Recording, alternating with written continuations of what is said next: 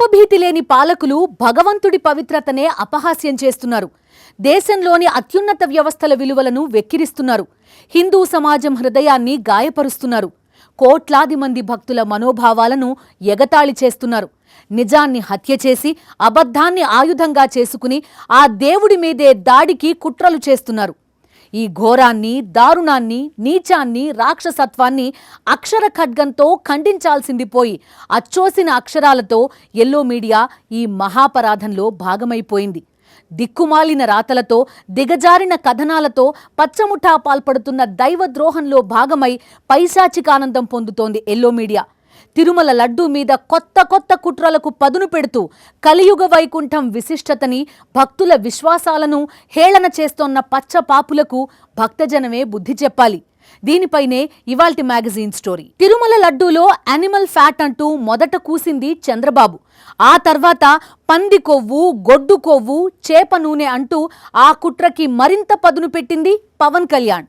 వైఎస్ఆర్సీపీని దొంగ దెబ్బ తీయడానికి ఆ వెంకటేశ్వర స్వామి మీదే చంద్రబాబు పన్నిన పన్నాగాన్ని చూసి ప్రపంచవ్యాప్తంగా ఉన్న భక్తులు విస్తుపోయారు. వెంటనే రంగంలోకి దిగిన ఎల్లో మీడియా అపరాధం జరిగిపోయిందంటూ నిస్సిగ్గుగా అసత్య కథనాలు ప్రచురించింది. తన పవిత్రత మీద జరుగుతోన్న దాడిని చూసి భక్తజన కోటి కుమిలిపోతుంటే ఆ ఏడుకొండలవాడు ఎందుకు మౌనంగా ఉంటాడు? అందుకే అత్యంత వేగంగా నిజాలు వెలుగులోకొచ్చాయి. తిరుమల లడ్డూలో జంతువుల కొవ్వు లేదని తేలిపోయింది. ఆ వెంటనే లడ్డూ కల్తీ అంటూ పచ్చముఠ కొత్త కుట్ర అమలు చేస్తే రోత రాతలతో ఎల్లో మీడియా తన పని మొదలు పెట్టేసింది.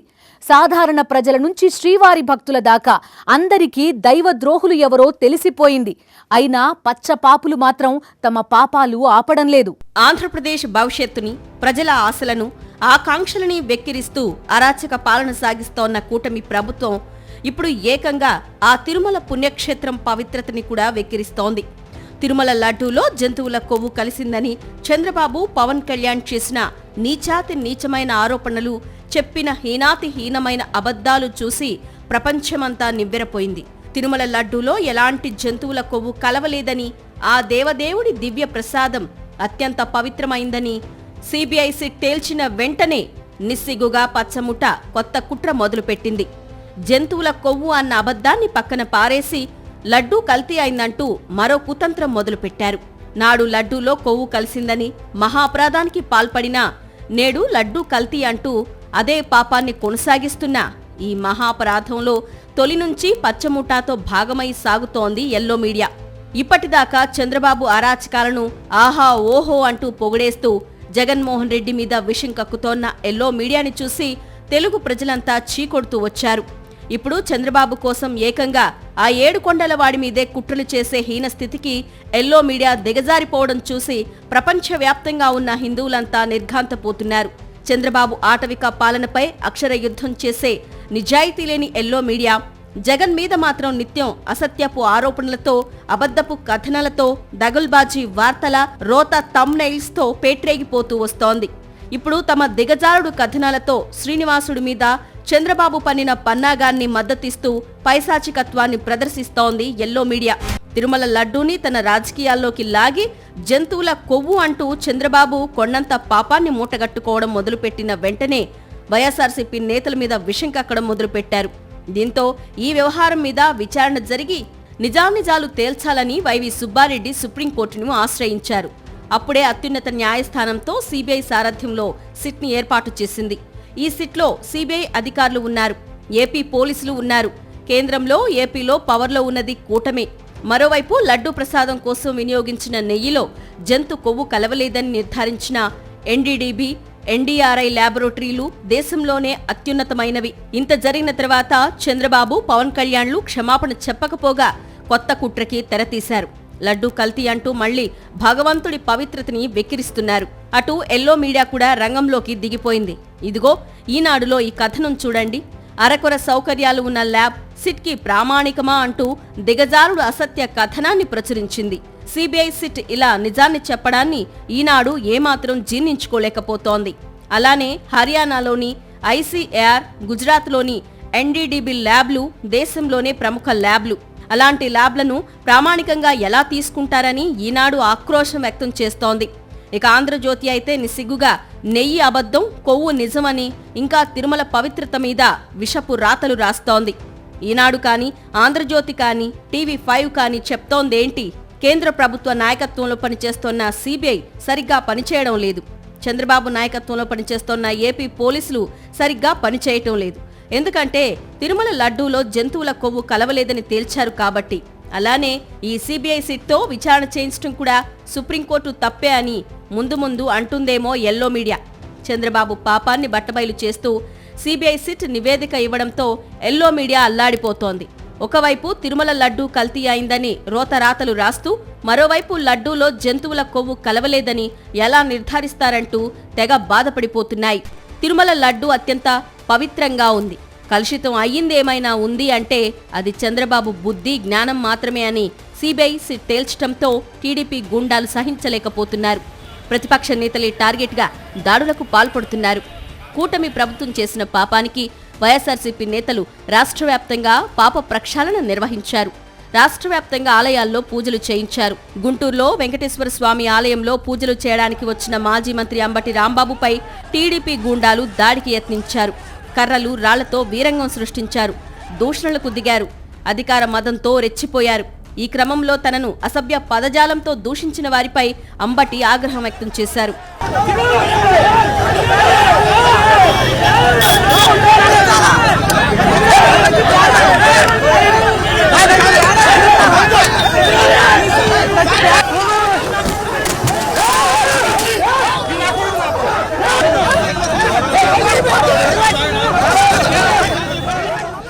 గుంటూరు వెంకటేశ్వర స్వామి ఆలయంలో పూజలు చేయడానికి వచ్చినప్పుడు అంబటి రాంబాబు మీద దాడికి విఫలయత్నం చేసిన టీడీపీ గుండాలు ఆ తర్వాత ఆయన నివాసం మీద దాడి చేశారు.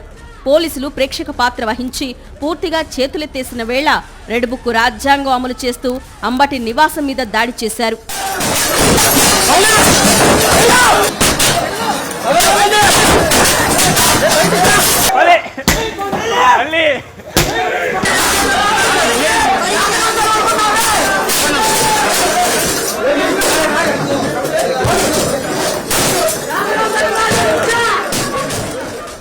తిరుమల లడ్డూలో జంతువుల కొవ్వు కలిసిందని ఘోరమైన అబద్ధాలు చెప్తావా? వచ్చి ప్రజలకు క్షమాపణ చెప్పు. ఆ 7 కొండలవాడి కాళ్లు పట్టుకొని క్షమించమని వేడుకో అంటూ చంద్రబాబును నిలదీయాల్సిన సందర్భంలో ఆ పని చేయకుండా ప్రతిపక్ష నేతల మీద దాడికి తెగబడుతున్నారు. అంబటి రాంబాబు ఇంటి మీద దాడి చేసి హత్యాయత్నానికి ప్రయత్నించారు. కనిపించిన ప్రతి వస్తువుని ధ్వంసం చేస్తూ అంబటి రాంబాబు ఇంట్లోకి చొరబడిపోయారు టీడీపీ గూండాలు.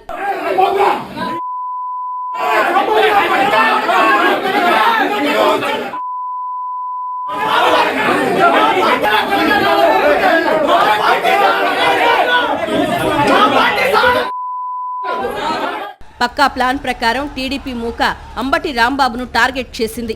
అంబటిని అంతమొందించాలన్న లక్ష్యంతో అంబటి ఇంట్లో విధ్వంసం సృష్టించారు టీడీపీ గుండాలు. కర్రలతో టీడీపీ గుండాలు అంబటి ఇంట్లోకి దూసుకొస్తుంటే కనీసం వారిని పోలీసులు అడ్డుకునే ప్రయత్నం చేయలేదు. పోలీసుల సమక్షంలోనే, పోలీసులు చూస్తుండగానే కర్రలు, రాళ్లతో అంబటి రాంబాబు ఇంట్లో విధ్వంసం సృష్టించారు టీడీపీ మూకలు.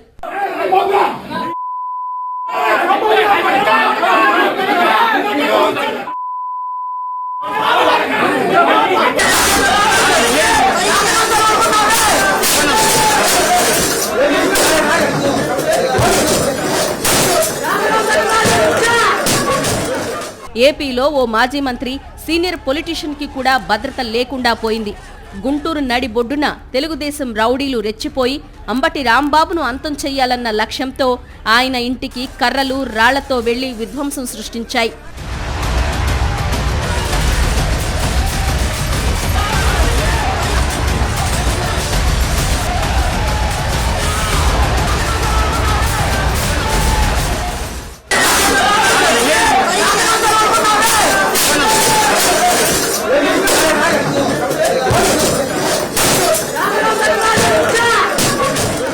ఈ హత్యాయత్నం దృశ్యాలు చూసిన ప్రతి ఒక్కరూ భగవంతుడి మీదే కుట్రలు చేసే పచ్చముఠాకి మనుషుల మీద దాడులు చేయటం పెద్ద విషయమా, కష్టమా అని చీదరించుకుంటున్నారు.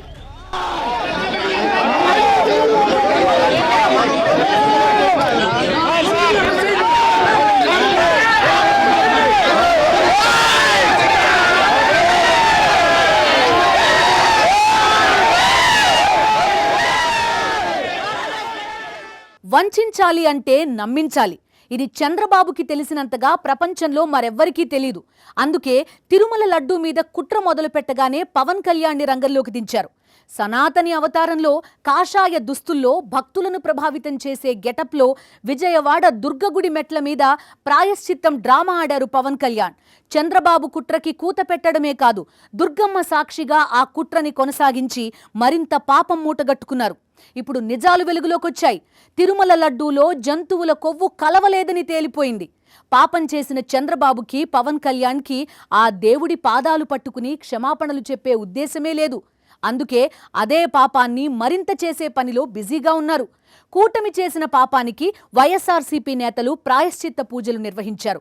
పచ్చముఠ, ఎల్లో మీడియాలో నిలువెల్లా నిండిన రాక్షసత్వాన్ని అంతం చేయాలని ఆ దేవదేవుణ్ణి వేడుకున్నారు. కలియుగ దైవం వెంకటేశ్వర స్వామి మీదే కుట్రలు చేసిన పాపాత్ములకు, తిరుమల లడ్డు పవిత్రతనే అపహాస్యం చేస్తోన్న రాక్షసులకు ప్రాయశ్చిత్తం అన్న పదానికి అర్థం కూడా తెలీదు కదా. అందుకే కూటమి చేస్తోన్న పాపాలకు వైఎస్ఆర్సీపీ నేతలు ప్రాయశ్చిత్త పూజలు చేస్తే దాన్ని కూడా టీడీపీ గుండాలు సహించలేకపోయారు. వైఎస్ఆర్సీపీ నేతల మీద దాడులకు దిగారు. గుంటూరులో అంబటి రాంబాబు మీద ఏకంగా హత్యాయత్నానికే తెగబడ్డారు. 2000 మంది టీడీపీ గూండాలు అంబటి ఇంట్లోకి చొరబడి విధ్వంసం సృష్టిస్తే, కర్రలతో పచ్చమూక ధ్వంస రచనకి దిగితే ఖాకీలు మౌనంగా చూస్తూ ప్రేక్షక పాత్రకే పరిమితమయ్యారు.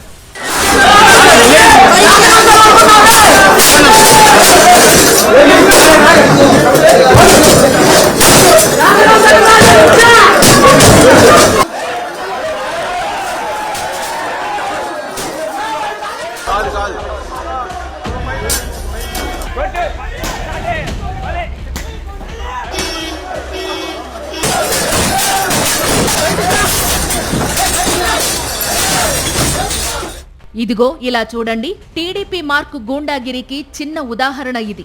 అంబటి రాంబాబు ఇంటికి దాడికి వచ్చి తమపైనే ఎవరో దాడి చేసినట్టుగా టీడీపీ కార్యకర్త ఎలా నటిస్తుందో చూడండి.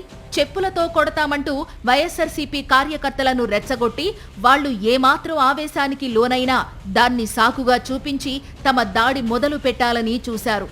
చెప్పులు తీసుకొని కొడతారు. మహిళా సంఘ అధ్యక్షులుగా ఒక్కొక్కడికి ఆడాళ్ళ జోలు వస్తే చెప్పులు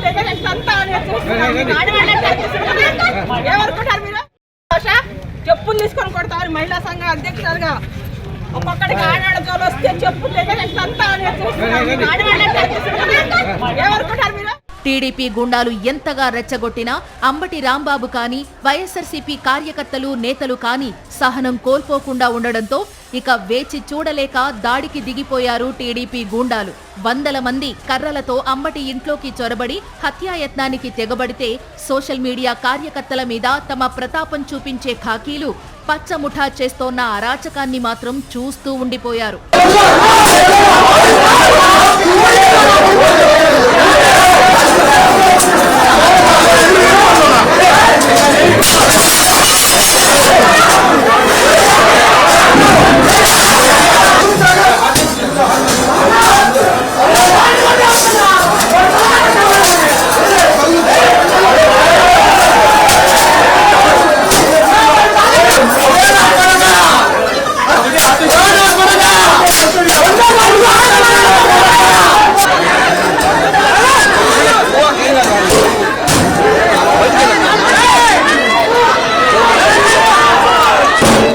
ఇదిగో ఇలా చూడండి.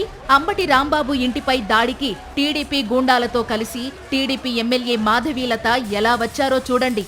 దగ్గరుండి దాడి చేయించారు టీడీపీ ఎమ్మెల్యే మాధవీలత.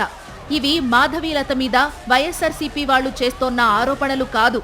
సాక్షాత్తు టీడీపీ ఎమ్మెల్యేనే నిస్సిగ్గుగా చెప్పుకుంది ఈ రోజు తాము దాడికి దిగబడ్డామని. ఈ రోజు మేము ఖచ్చితంగా దాడికి దిగబడ్డాము. మేమందరం కూడా ఈ రోజు మేము ఖచ్చితంగా దాడికి దిగబడ్డాము. మేమందరం కూడా ఈ రోజు మేము ఖచ్చితంగా దాడికి దిగబడ్డాము. మేమందరం కూడా చూస్తున్నారుగా పచ్చ రౌడీలు ఎలా పేట్రేగిపోయారో. మాజీ మంత్రి, ప్రతిపక్ష నేత అంబటి రాంబాబు పైనే ఎలా హత్యాయత్నానికి పాల్పడ్డారో. పచ్చ రాక్షసులకు పోలీసులు భద్రత కల్పిస్తే ఖాకీల అండతో వాళ్లు మరింతగా రెచ్చిపోయారు. దాడులు చేసేవారికి అండగా ఉంటూ నారా లోకేష్ రాసిన రెడ్ బుక్ రాజ్యాంగాన్ని నిస్సిగ్గుగా అమలు చేశారు పోలీసులు. ఏపీలో జంగిల్ రాజును నడుపుతోంది చంద్రబాబు నాయుడి నేతృత్వంలోని కూటమి ప్రభుత్వం. అందుకు అంబటి రాంబాబుపై జరిగిన హత్యాయత్నమే ఒక ఉదాహరణ. అన్నింటినీ మించిన దారుణమేంటంటే రాకాసి మూకకు కనిపించని నాలుగో సింహం మద్దతు ఇవ్వడమే అంటున్నారు వైఎస్ఆర్ కాంగ్రెస్ నేతలు. దేశ చరిత్రలోనే ఇంతటి దుర్మార్గం ఎన్నడూ చోటు చేసుకోలేదు.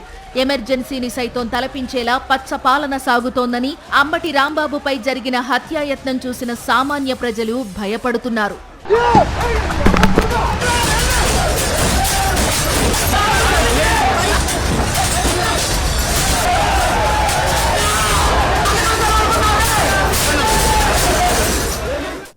దేవుడంటే భయం లేదు, దేవుడంటే భక్తి లేదు, భక్తుల మనోభావాలతో ఆడుకోకూడదన్న ఆలోచన లేదు, దేవుడి మీద దేవదేవుడి పవిత్ర ప్రసాదం మీద కుట్రలు పన్నకూడదన్న జ్ఞానం లేదు.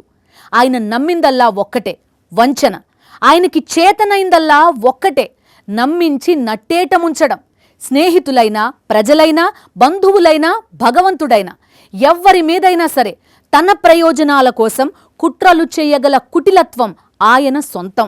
ఇప్పుడు తిరుమల లడ్డూ విషయంలో జరుగుతోన్న మహాపరాధాన్ని ప్రజలంతా చూస్తూనే ఉన్నారు.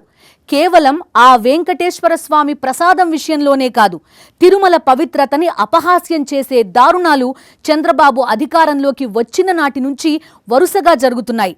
టీటీడీ చైర్మన్ బిఆర్ నాయుడిని నియమించిన నాటి నుంచి ఆ కలియుగ వైకుంఠంలో జరుగుతోన్న అపచారాలు అన్నీ ఇన్ని కావు. కూటమి ప్రభుత్వం అధికారంలోకి వచ్చిన గత 20 నెలలుగా సాగుతోన్న అరాచక పాలనకి ఆ భగవంతుడు కూడా అతీతుడు కాదన్నట్టుగా చంద్రబాబు కుట్రలు సాగుతున్నాయి.